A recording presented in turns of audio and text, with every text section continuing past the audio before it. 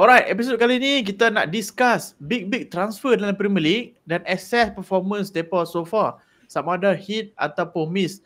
Sekarang ni pun Premier League game dah 10 ke 11 game. So nice landmark lah dalam 10 game ni untuk kita analyse berbaloi dah harga performance mereka ni dengan harga tim-tim ni banyak kan. So caveat ada yang aku nak bagi kat sini ni adalah hit or miss berdasarkan 10-11 game ni saja, bukannya berdasarkan talent dia musim lepas, 2 musim lepas ke apa. Kalau dia miss sekarang, tak semestinya dia tak boleh hit pada masa-masa akan mendatang Tapi ni based on now. Kita start dengan Liverpool dulu sebab dia champion pada musim lepas. Alexander Isak, big signing, record British signing, 120 ke 25 million? 25. 125 million pound Alexander Isak. Hit or miss? Miss lah. Tak nak suspend lah. Aku miss lah. Dia memang injured apa semua, tapi sepatutnya take into account dah harga dia 125 tu dia kaki injured pun, sebab ada je rekod dekat Real Sociedad dengan Newcastle kan. Tapi aku rasa talent tu dia tu ada, no problem lah. Dia kalau fit memang dia, kalau fit and on his day memang unbeatable player lah dia tu. Tapi buat masa sekarang pindah pergi Liverpool, dia memang miss lah. Main baru 40 minit apa. So macam stop start lah macam tu lah. Dan Liverpool pula tengok lah macam mana, tapi setakat ni kita bubuh miss dululah. Ya, so far dia miss lah. Gambar dia nampak sugul lah dalam bench masa lawan Man City hari tu kan. Aku rasa squad Arne Slot ni barulah nak starting jumpa balance. Tapi elok nak jumpa balance, dia injured pula. So far miss lah. Next, Florian Wirtz, 105 juta pound. Hit or miss so far? So far miss. Miss lah. Miss. Sayang talent. Tapi hang tengok apa Nagelsmann tiba Slot baru-baru ni. Dia kata apa? Dia cakap dia kata dia tengok Wirtz pun untuk Liverpool, betul dia cakap masalah dia bukan dekat Wirtz, masalah dia dekat orang yang nak guna. Kira dia kata Slot, basically dia cakap Slot tak erti guna Wirtz lah macam tu lah. Tapi betul lah, aku bersetuju je. Aku rasa kata-kata fans Liverpool pun bersetuju je sebab aku rasa kalau dia ikut skor tu, mungkin aku bagi dia 5/10 lah setakat ni Wirtz. Dia tak mencapai apa yang Liverpool bayar setakat ni, tapi aku juga kena tengok aspek di mana kita nampak sekarang ni macam Nagelsmann cakap Slot tak tahu nak gunakan dia dekat mana. Dan ambil kira juga lawan MU hari tu tak main, drop dekat bench. Lawan Chelsea hari tu drop dekat bench. Dia ada orang buat comparison lah, little bit like dulu Liverpool beli Bobby Firmino kot. Rodgers tak erti pakai dah, betul pakai letak dia main right wing back. Jadi macam tu lah. Right wing back? Dulu right wing back. Dulu main right wing back. Tahu apa, semua orang tahu best midfield Liverpool trio apa adalah Gravenberch, Szoboszlai dengan Alexis McAllister. Aku dengar Wenger bagi pendapat baru ni, dia kata bila Wirtz masuk dia macam kacau lah trio tu. So orang semua ingat yang Liverpool nak fill in dia dekat left wing. Betul, orang rasa macam takkan Wirtz nak floating from left wing. So sekarang ni masih mencari balance lah. Arne Slot masih mencari balance untuk accommodate Florian Wirtz ni. Tapi Florian Wirtz talent ada, aku sangat-sangat suka dia lah. Macam semua jangan menipu lah. Hampa tengok kali Ferguson pun tak teringin dia. Lepas tu masuk Liverpool tak jadi pun hampa tahu Wirtz mahal pun semua. Kalau dia nak PMU, fan MU nak pergi Arsenal, fan Arsenal nak. Semua nak dia. Tapi aku rasa so far dia kena adapt lah dengan intensity of Premier League. So far miss lah. Alright, AKTK striker signing Liverpool. Hit. AKTK hit. Dia ni actually signing yang aku rasa mengejutkan aku actually. Aku jujur lah mengejutkan. Aku rasa dia tak ada fizikal untuk main dalam Premier League kan. Kurui kering bro, tak boleh buat apa. Aku rasa dia ni, yalah kita tahu Isak pun kurui kering, tapi AKTK ni bagi aku sebab hamai pada Bundesliga, lepas tu hamai masuk ke Premier League, aku tak expect dia boleh fight the physicality of dalam Premier League. Tapi dia ni proof aku wrong lah. Memang aku rasa dia ni the best signing Liverpool punya ni, dia ni lah sebenarnya. Dia kira least expected untuk aku sendiri fans Liverpool. Dia nak straight away up and running. Semua orang duk kata macam Kerkes mungkin, Wirtz mungkin, Isak mungkin, tapi dia masuk tu dia kira tolak tepi semua pendapat orang ni, dan dia buktikan yang Bundesliga tax and so on bla bla bla tu tak terpakai untuk dia. Hit. So Kerkes. Miss. Podcast aku tak sangka dia miss. Entah sebab apa. Dia adalah best left back Premier League musim lepas. Masukkan dalam best 11. Dia Premier League proven, Premier League ready. Dia gameplay dia bagi aku sebiji Robertson lah sepatutnya kan. And sepatutnya dia seamlessly masuk kat Liverpool punya line up tu. And aku rasa dia memang patut-patut like hit lah untuk Liverpool. Sebab hang tengok sebelum dia pindah Liverpool pun ada rumours dengan Real Madrid pun nak beli dia. Tapi bila masuk ni hang tengok aku rasa banyak silap dia buat. Hang tengok aku rasa banyak kali lah bila aku tengok game Liverpool ni apa si Van Dijk berapa kali maki dia aku tak tahu lah kan. Tapi dia ni memang takut dengan Van Dijk, memang dia tak melawan balik lah aku cakap betul lah. Tapi kerekesnya aku terkejut lah dia ni miss untuk Liverpool buat masa sekarang. Dia fresh sikit lah sebab nampak macam hang cakap comparison dengan Robo sepatutnya masuk tu tukar. Tapi itulah cerita dah. Bila season ni banyak sangat bertukar, itu menjadikan memang tak stable dan sekarang ni aku rasa gaya dia memang kena simpan loh. Simpan dulu sampailah hang faham tactical understanding apa yang slot nak lah apa bla bla bla, barulah nanti gantikan dengan Robertson balik tapi dia top talent lah. Top talent in the future dia akan jadi hit. But as of now dia miss dulu. Ringin nak tengok game EPL di stadium? Nak rasa sendiri suasana EPL di depan mata? Jom ikut kami. Jugador tak main-main weh. Jugador TV bakal bawa hampa ke London untuk menyaksikan perlawanan Arsenal versus Manchester United daripada 22 Januari ke 30 Januari. Dan kalau hampa rasa tak puas hati lagi, boleh add on untuk tengok game Champions League Arsenal versus Khairat Almaty. Untuk yang nak join tengok trip Derby Alexander Isak, trip Liverpool menentang Newcastle juga dibuka guys 26 Januari sehinggalah 3 Februari. Grab this chance, jangan lepaskan peluang. Selama ni kita hanya tengok Anfield di kaca TV, so inilah peluang anda untuk merasai sendiri suasana Anfield yang berhantu. Package termasuk penerbangan dari KLIA, penginapan, pengangkutan, stadium tour dan juga tiket perlawanan. Dan yang paling penting guys, ada juga travel insurance. Pembayaran boleh dibuat secara ansuran 2 kali, tetapi tempat adalah terhad. Jadi cepat-cepatlah PM Exam sekarang. Nombor telefon aku letakkan di ruangan komen. Okay, so next Manchester United dia sign front three, the only team yang upgrade ketiga-tiga front three dia. First player yang dia sign adalah Matheus Cunha. Kan, Matheus Cunha daripada Wolves. Hit ke miss so far? Oh, hit lah. Hit. Dia macam hit the ground running dia walaupun dia like baru skor sebiji ke 2 biji ke. Satu kan. Tapi kacau yang dia buat dekat depan tu memang banyak. Kan dia boleh main dekat left wing, dia boleh main dekat attacking, and setiap kali dia main tu hang nampak macam dia boleh score sebenarnya. Dia boleh score tapi bola tak masuk tu je. Tapi Cunha ni dia punya level of orang kata apa wild tu, buah tu, aku rasa dia tu memang sesuai untuk create havoc tu, sesuai untuk Manchester United sebenarnya kan. Sebab dia aku rasa dia macam a type of player yang perlu kebebasan sebab bila hang tengok dia main dekat Atletico Madrid, aku rasa Atletico Madrid tu rigid punya team untuk a very good system punya team, so dia tak boleh masuk. Tapi bila dia masuk kat Wolves is yalah, bila hang store hang bagi depa bagi kebebasan hang untuk main apa-apa saja. Big fish in a small pond small pond ada kata kan. So Manchester United pula kira sekarang ni depa ni tak ada lah a very good team sangat. Jadi bila depa ada karakter macam Cunha ni, bagi kebebasan untuk dia main, and memang dia create havoc kat depan tu lah. Ambumuh. Oh shit ni bis the biggest hit untuk Manchester United. Untuk Manchester United dia the best signing Dia the best signing kan. Memang aku rasa berbaloi dengan price tag dia. Walaupun aku kata mahal tapi buat sekarang dia berbaloi sebab dia duk score banyak, score untuk MU very very clinical untuk MU. Dia boleh kata apa antara best signing dalam Premier League, aku rasa dia lah. Betul. Sebab tengok dia masuk tu kira memang seamlessly slot in tu dan aku juga tengok cara dia dengan Amad Diallo tu bertukar-tukar peranan. Kadang-kadang Diallo main belah sini, kadang-kadang dia duduk kat depan, so nampak macam bond with the Amorim tactical lah setakat ni.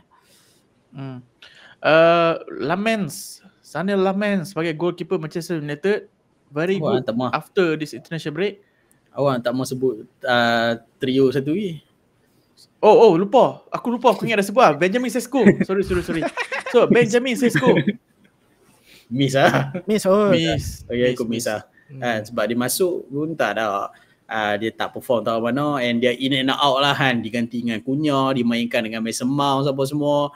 Minutes dia memang kurang sikit, jadi kena terpaksa letak miss lah. Walaupun dia dah skor 2 biji dah kan, 2 biji dah untuk Manchester United. 2 biji ke 3 biji 3 biji 3 Dua biji. tapi lepas tu sekarang ni injured pula ni sebelum pergi international break hari tu.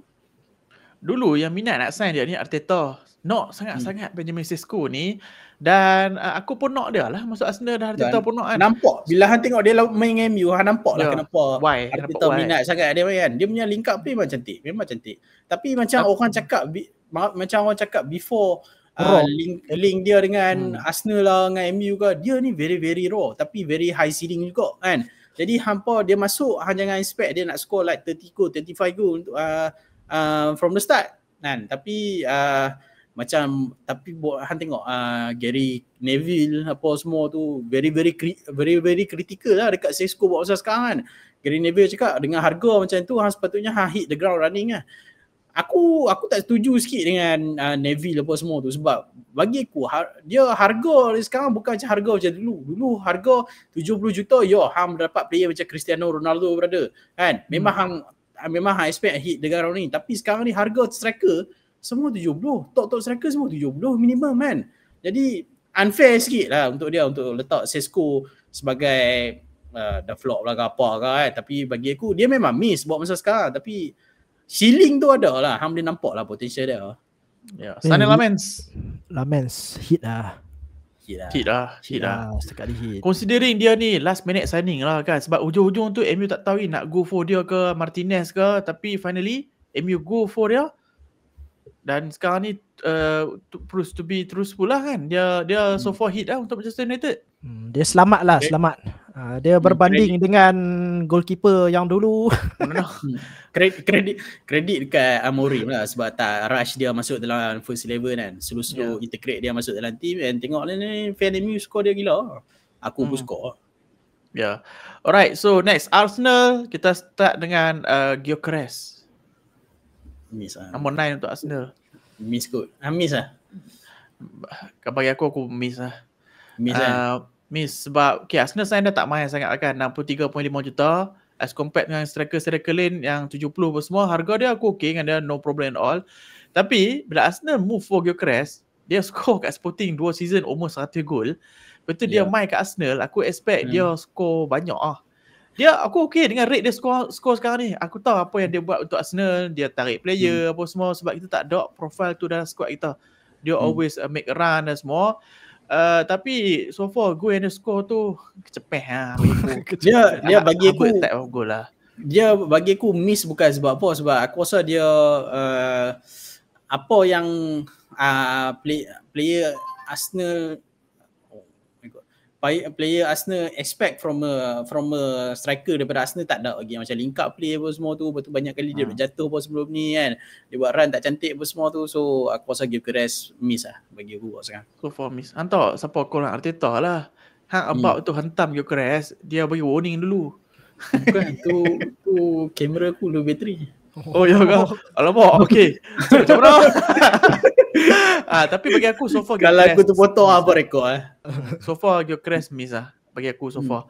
Okay, next Eze, number 10 untuk Arsenal. Sailang daripada Tottenham Hotspur.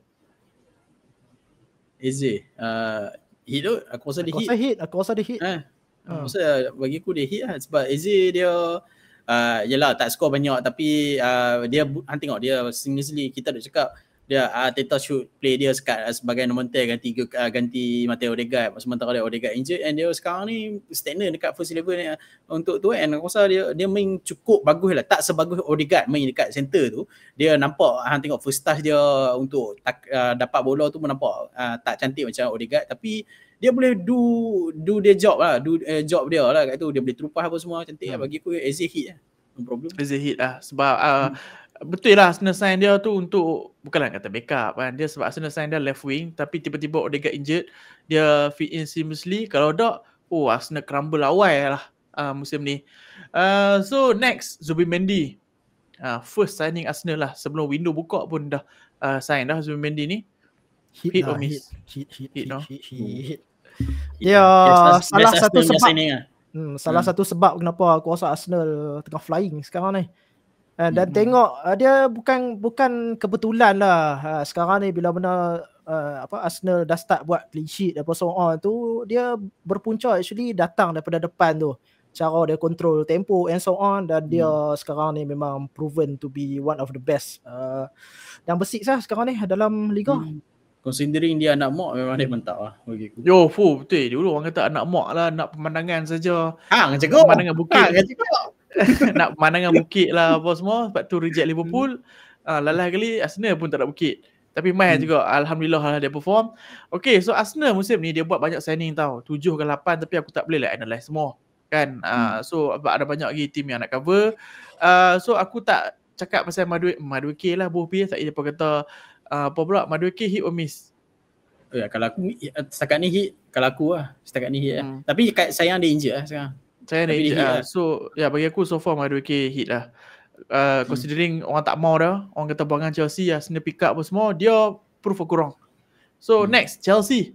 So Chelsea punya big signing striker adalah João Pedro. Hit or miss? Signing sebagai striker, end up sebagai number 10. Aku nak tanya hang lah, hit ke miss? Cuba jawab tengok.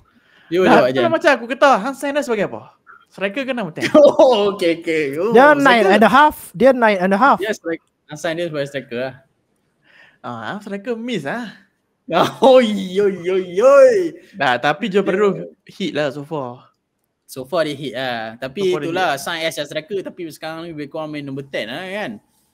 Main number 10 macam tu kan. Tapi bagi aku dia hit lah João Pedro ni.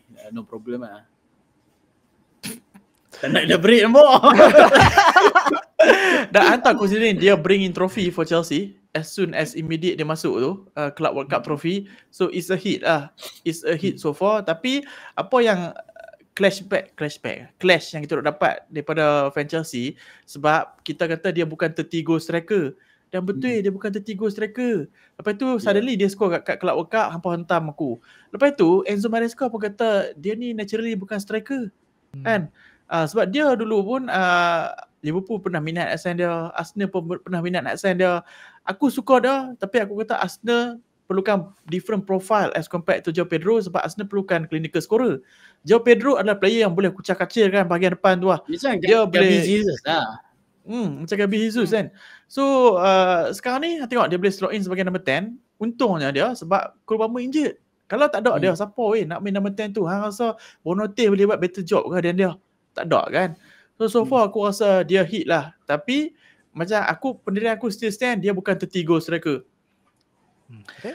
Next, Garnacho so far hit. Komen. Garnacho so far hit lah. So far hit. Garnacho hit. Dia yalah, kita tahu talent dia bagus, tapi attitude dia yang out selama ni kan. Lepas tu lepas dia pindah pergi Chelsea, banyaklah ramai orang puji macam Cristiano Ronaldo pun tak silap aku ada bagi quote juga kata apa perpindahan dia ke Chelsea tu adalah good for dia punya career lah. And yalah, dia memang nak belah pada MU tu, dia pindah pergi Chelsea sebab dia nak rejuvenate dia punya career dia, sebab dia memang gaduh dengan Amorim dan apa semua. And sekarang ni dia memang starting 11 untuk Chelsea dekat left hand side tu, and chances banyak pergi kat dia. Cuma dia kena improve dekat final third-nya decision dengan finishing dia lah. So sekarang ni macam peluang kedua lah kat Chelsea. Enzo Maresca pun baru ni bagi kredit kat dia, kata dia training very well dengan Chelsea. So dia dah sekarang ni excel.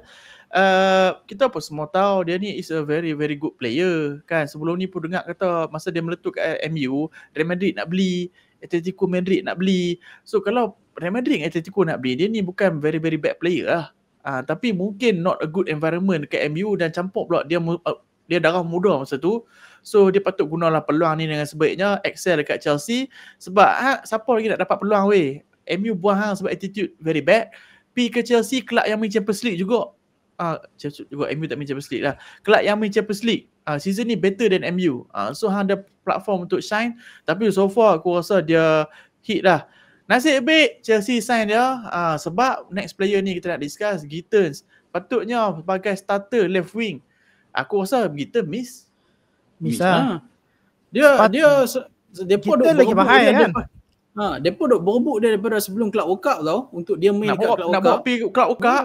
Ya, duk berebut dia gila-gila dengan Dortmund. Tapi itulah bila hang berebut teratur orang expect dia come good lah kan. Tapi bila dia main kat MU aku rasa ramai orang maki dia bro. Chelsea punya fan memang meluat gila kat dia. Masalahnya dia ni English. Dia ni English kan. Lepas tu main ke Premier League. Dia dulu apa City kan ya. Di City pergi Dortmund balik Chelsea. Tapi tu aku rasa dia miss lah. Teruk lah dia main ni. Tapi yang boleh nampak standard dia become different bila dia main dalam Champions League. Which is lawan dengan team yang not so defensive ke apa, yang dia score gol yang lawa tu. Tu Carabao ke? Carabao lawan Wolves. Tu Carabao. Tentang lawan Wolves kan. Dia so far dia dalam midweek dia perform. Weekend dia tak perform. Dia pun lawan Wolves lah Carabao. Bukan bawa-bawa ni. Liga. Bawa-bawa ni kan. Tak, sebelum tu bukan lawan Wolves 4-3 tu. Wolves juga Rasanya Wolves juga. Wolves fair tu score. Enggak, Wolves fair score. Betul. Chelsea leading banyak dah. Wolves fair score. Wolves fair score. Chelsea leading 3-0 buat comeback kan. Wolves comeback tapi kena 4-3 betul-betul. Tapi so far Gittins ni miss lah. Tapi dia good talent. Nasib baik sign Garnacho. Kalau tak Gittins tak perform lah. Kena main lah kat left wing tu. Okay, so next adalah Manchester City. Signing pertama mereka adalah Ryan Cherki ke Ryan Diaz dulu?